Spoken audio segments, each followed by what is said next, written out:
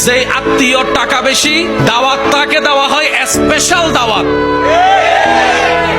আর যতই কাছের রক্তের হোক না কেন, যদি টাকাওয়ালা না হয়, দাওয়াতও তেমন ভালো করে পাই না, মেহমানদারিও তেমন ভালো করে পাই না, খাবার খেয়েছি কি খাই নাই সেইটাও জিজ্ঞেস করার কেউ থাকে না।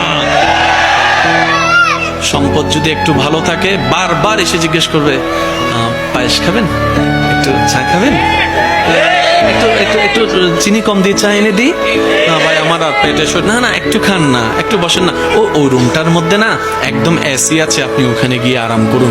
ওই দূরের আত্মীয়টা। আর যেটা কাছের আত্মীয়, সম্পদ তেমন নাই, পাশ দিয়ে গেলেও জিজ্ঞেস করে না, সে আশা নিয়ে বসে থাকে হয়তো আমাকে একটু জিজ্ঞেস করবে।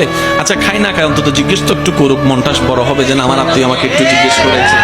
এই আশাটাও আশায়ের মধ্যে থেকে যায়, স্বপ্নটা স্বপ্নের মধ্যে থেকে যায়, কল্পনাটা আর বাস্তবে রূপ নেয় না, কারণ আমরা এখনো পাক্কা মুসলমান হতে পারি।